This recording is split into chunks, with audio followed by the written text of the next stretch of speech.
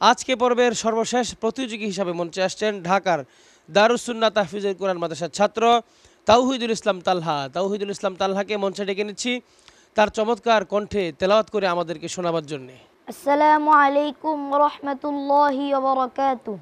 ওয়ালাইকুম আসসালাম ওরহমতুল্লাহি ওবরাকাতু। কেমন আছো তালহা তুমি? আলহামদুলিল্লাহ উস্তাদজি, আপনি কেমন আছেন? আমিও ভালো আছি। আশা করছি যে রমজানের এই রোজা রেখে এই অনুষ্ঠানটি সবাই দেখছেন। আল্লাহ সুবহানাহু ওয়া তাআলা পবিত্র কোরআনের প্রতিযোগিতা চলছে। তুমি তো আজকের নিয়ম জানোই, যিনি পড়বেন আয়াত যেটা তেলাওয়াত করা হবে তার উপর থেকে পড়ে আসতে হবে, না জানো তো? শুরু করছি। আউযু বিল্লাহি মিনাশ শাইতানির রাজীম। বিসমিল্লাহির রহমানির রহিম। قال إني عبد الله آتاني الكتاب وجعلني نبيا.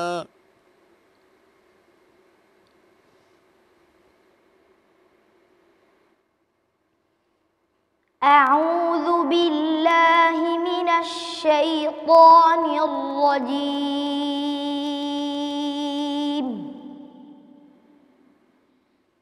بسم الله الرحمن الرحيم.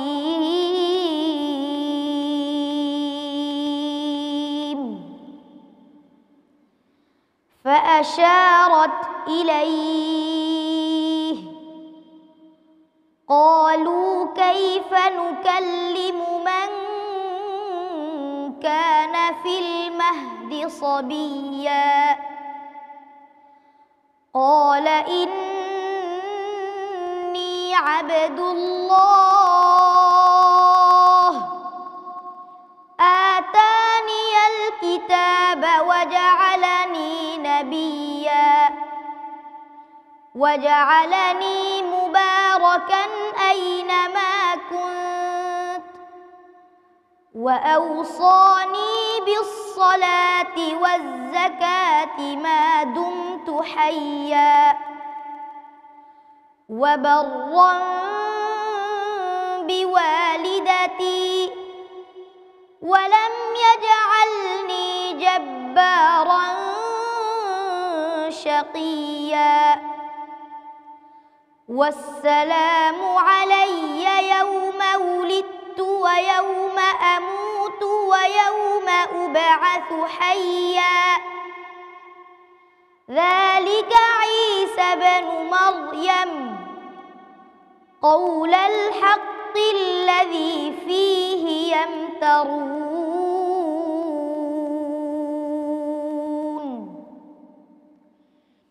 ما كان لله أن يتخذ من ولد سبحانه إذا قضى أمرا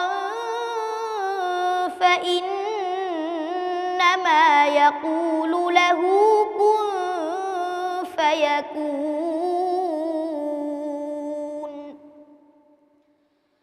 وإن الله ربي وربكم فاعبدوه هذا صراط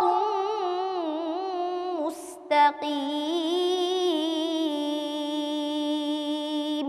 صدق الله العظيم. صدق الله مولانا العظيم. মাশাআল্লাহ, তাওহিদুল ইসলাম তালহার আজকের এই পড়া তার আগের পড়ার চাইতে আরও বেশি ভালো হয়েছে। খুবই সুন্দর তেলাওয়াত। দুই একটা জায়গায় একটু ভেজাল করে ফেলেছে, ওয়াকফ নাই এমন একটি জায়গায় তুমি ওয়াকফ করেছো। মনে আছে কি করলো? মনে পড়ে কি? মনে না পড়লে তৃতীয় আয়াত তোমার তেলাওয়াতের ফাশারাত ইলাই, তারপর ক্বালা ইন্নী আব্দুল্লাহ, তারপরে আয়াতে তুমি দেখবে ওয়াকফ নাই করে ফেলেছো। যা হোক, সেটা খুব খেয়াল করবে, এটা কিন্তু মারাত্মক জিনিস। পবিত্র কোরআন তেলাওয়াতের সবথেকে বড় যেই আকর্ষণীয় জিনিস আন্তর্জাতিক পর্যায়ে সেটা হলো ওয়াকফ। দর্শকদেরকে ধন্যবাদ যে আপনারা আমাদের এই প্রোগ্রামটি দেখেছেন এবং এই প্রোগ্রাম সম্পর্কে আপনাদের ভালো ধারণা হয়েছে।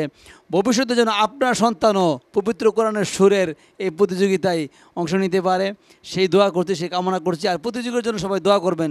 এমন একটা পর্যায়ে এসে সে আজকে ভালোই করেছে, এর আগের পর্বে মনে হয় আরও ভালো করেছিল।